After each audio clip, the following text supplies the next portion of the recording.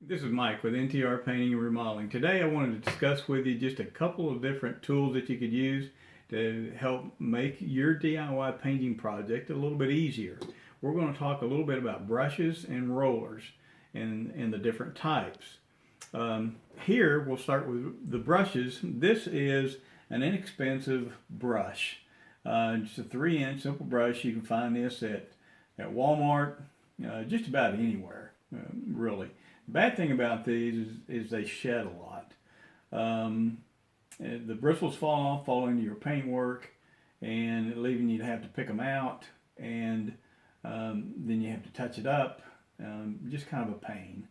And they also tend to leave heavy brush strokes in your finished work, not making your finished work as good as what you would want it to be. We all know when you're doing a painting project that you want that thing to lay out smooth. You want that paint to look good when you're done.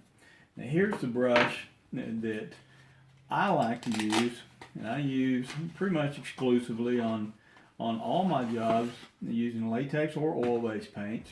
And it's made by Purdy. It's 3-inch taper brush nylon. You can see how nice that brush is compared to this one here. And the reason I like this taper brush is the way it conforms to the painting of your angle when you're painting.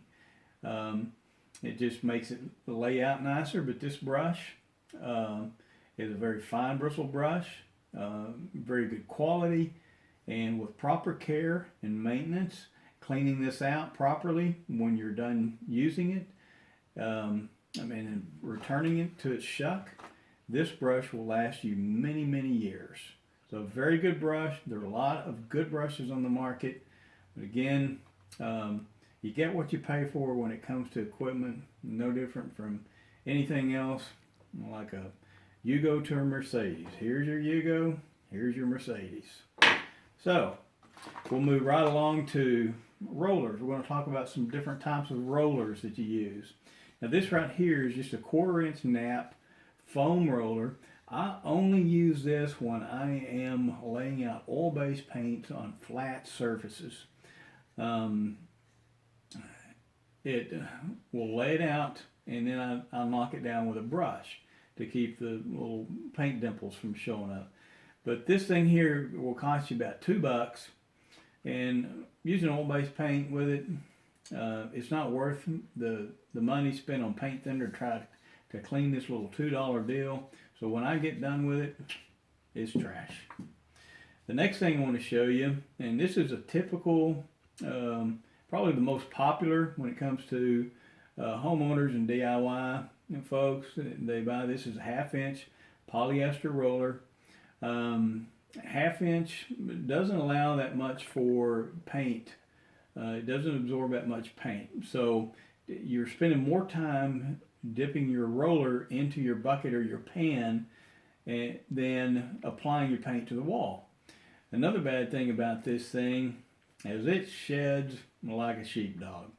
You never ever want to use this paint roller on wood surfaces because there will be so much hair in that thing you will have to strip it off and redo it, and then you're going to get aggravated and you won't be a happy camper. And trust me. Now, I'm not saying that you don't want to use these things, but I personally don't ever use this. I use a different one that I'll show you here in a minute. But if you're just wanting a one-time application where you don't want to clean this thing up and you want to chunk it, then just go ahead and use that however you feel and chunk it. Now, this is the one that I use almost exclusively in applying to latex paints.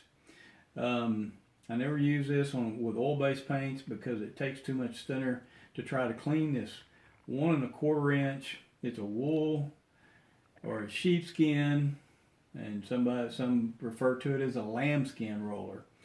But that's a heavy nap. I've actually had this roller for 2 to 3 years now. With proper care and cleaning, this roller will last a long time. I've had rollers like this in the past that have lasted me close to 20 years. Very good investment. This you can find at paint stores and cost you about $12. You just be sure that when you're cleaning it, you clean it out really good. Use a shut-off nozzle on your garden hose and clean it out good to where it comes clear. All your paint's out. Make sure that you clean the inside of that out. See, I've had this about 2 or 3 years. Very little paint on the inside of that. Still slips in and easy out of my roller frame. So very good investment. And another thing about this, it rarely sheds at all, and it holds a lot of paint. So you're spending more time applying paint to the wall versus dipping your roller into the paint bucket. And it's no different from using, that's why I use a 3-inch brush. If they made a tapered brush in a 4-inch, I would use a 4-inch. But I see people that use 1-inch and 1.5-inch brushes. Well, you're spending a lot of time dipping your paintbrush into the bucket and getting paint versus applying paint to the surface. So the bigger the brush, the thicker the roller, the less time you're spending dipping that brush or roller into the paint. So that's time saved and a quicker job, better application. One thing that you do want to remember is, regardless of the tools, experience and technique play a part in any kind of painting application. And I guess you could say, just because you buy a scalpel doesn't make you a surgeon. I hope this helps you. If you have any questions, you can email us at ntxrpainting@gmail.com with any questions. We'll be glad to help in any way we can. We hope you have a great day.